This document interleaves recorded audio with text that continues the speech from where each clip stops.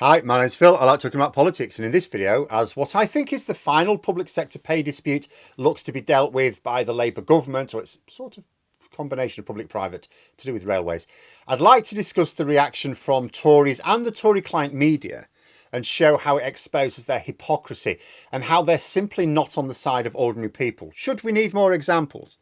So when Labour came to power last month, there were numerous serious pay disputes hanging over, which had resulted in significant strike action across various sectors of our economy, leading, of course, to restricted growth and growing NHS waiting lists, which further restricts growth because then workers are waiting longer to get back up to full health and fitness and therefore back to work. Plus, in the case of the railways at least, a Tory minister had to admit earlier this year that it would have been cheaper to settle the pay disputes with unions like the RMT early than have them drag out like they did.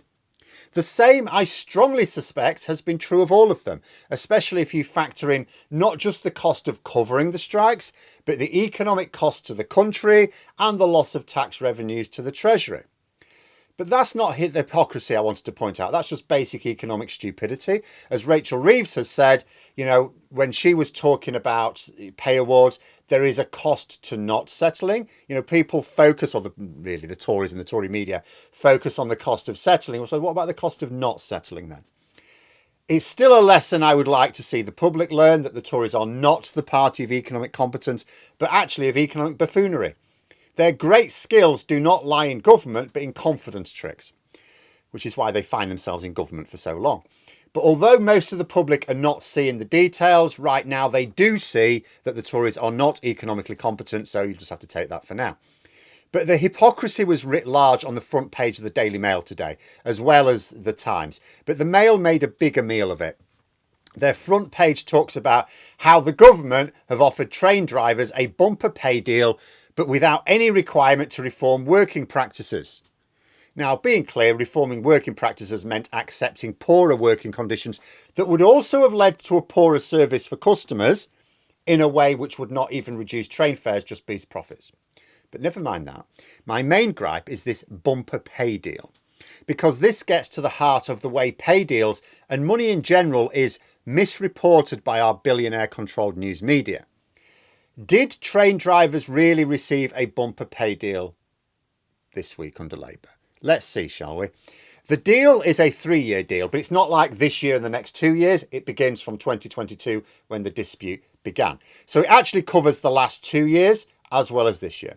So let's take those last 2 years first of all. So it's a deal for 5% pay rise for 2022 to 2023 and 4.75% for 2023 to 2024. So just under 10% over those 2 years. But that's not an actual just under 10% pay increase, because that's how it's been reported. Over those 2 years, they'd have had like a just under 10% pay increase. No, because things cost more over that period. A pay increase is not really a pay increase unless it exceeds inflation. So what was inflation over those 2 years? Well, would you believe it? Just under 10%.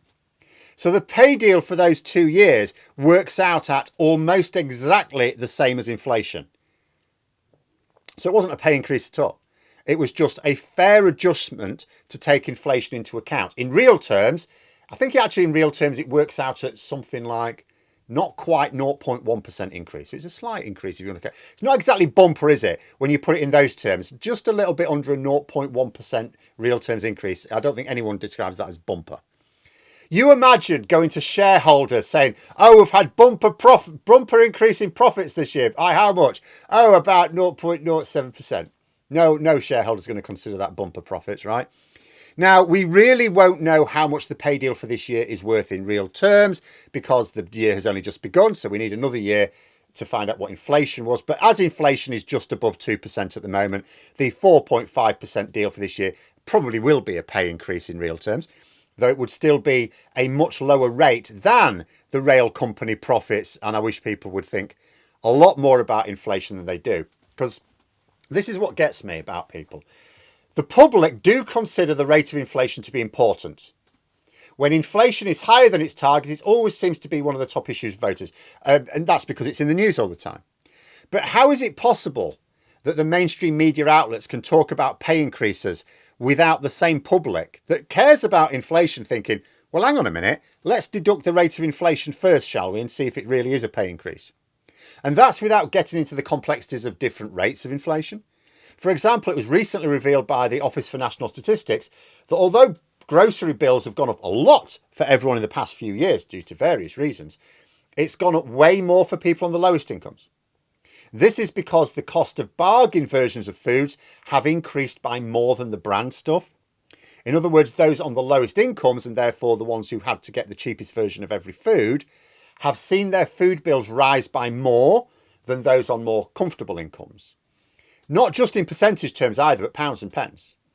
But I don't expect the public to get into the complexities of which rate of inflation we should apply to which workers. You don't expect people to get that deep into it. But it shouldn't be difficult to expect people to realise that a percentage increase in income should have a widely accepted rate of inflation deducted from it, even if that's CPI, the one that is mostly presented, before it becomes meaningful. And the failure of people to do this means that the Tory client media have a useful way of dividing people against each other. Because you know what their next line's going to be? That train fare increases are because of greedy rail workers. They'll pick on train drivers, of course, because they're actually on decent incomes.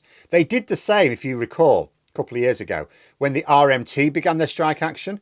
The media bandied about the salaries of train drivers, because they actually sound quite nice, even though train drivers are mostly in ASLEF, which is the latest union that Labour have now sort of worked out a deal with. They weren't striking, ASLEF weren't striking at the time. The RMT is mostly for low-paid railway workers, people managing platforms, things like that. You know, the ones that were most badly hit by a cost of living crisis and therefore had the most urgent need to discuss proper pay restoration. Not that any worker, in my view, no matter how well paid, should have to accept real terms pay cuts when their owners are making eye-watering profits. You know, if you're going to persuade workers that we're going through tough times and there needs to be a bit of wage restraint, you'd best be able to show profit and executive bonus restraint at the same time. But if people are going to think inflation's important in terms of their outgoings, because everyone understands inflation is important for that, that means the cost of things are going to go up. They get that. Well, why don't they also understand it's important to their income as well? If we could all just get into the habit of, when presented with pay increase percentages at work, deducting the rate of inflation and using the net result, it would be way harder to be screwed over. Because after all, if you're going to be told inflation is such that the things you spend your money on is going to cost an extra £500 this year, and it's like, oh, that's bad. But if you're going to be told, but you're also going to get an income of £500 more this year, it's like, well, that evens out. That's fine then, isn't it? You know, it doesn't, you know, if outgoings increase but income increases to match, you're treading water. It's fine. We wouldn't need to keep, if we just had this attitude, we wouldn't need to keep seeing pay fall back during the Tory years, only to then expect Labour to reverse it all with a wave of a magic wand overnight. If you're presented with a pay award that is below the rate of inflation, which is really easy to look up, call it what it is, a pay cut. Ask, you know, when they talk about a pay freeze is never a pay freeze because we never have 0% inflation. You know, if you've got in a particular year 3% inflation and a pay freeze, that's a 3% pay cut. Ask if the pay cut is strictly necessary. And if it is, and sometimes it is, sometimes, yes, absolutely, the arse falls out of the market for whichever sector you're in, and the business actually is in danger of just going under. Okay, sometimes it is. Then you get answers. How long do you expect this to last? And what is the plan to restore it after this period of austerity? Because if you have to go through a couple of years where you're getting real terms pay cuts, okay, ride it out. Where is the plan to make sure you get us back to where we were as quickly as possible? The expectation should always be restoration of pay as quickly as possible after these little periods, so you don't end up with people finding themselves a decade down the line on 10 grand a year less in real terms, because you'll never get that back. So what we have here, it's not a bumper pay deal. We have a compensation for inflation deal, plus a pay deal for this year of unknown real terms value. It's likely to have some real terms value. There should never need to be an expectation of accepting worse working conditions in return for an inflation pay deal.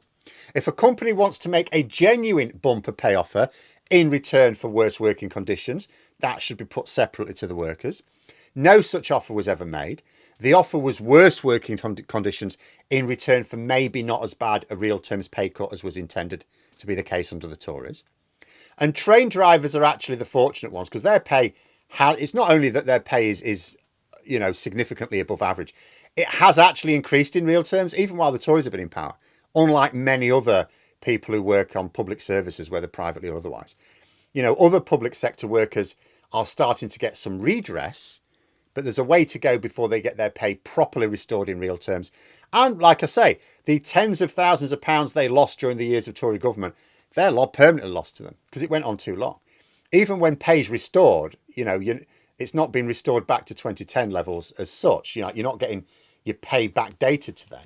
You're only getting it for the time when the pay deal has been implemented. But I just feel if every worker just automatically in their head deducted the latest annual rate of inflation from their pay offer and looked at it in those terms, we'd be in quite a different place in terms of our attitude to wages and what the media can get away with in their so-called reporting.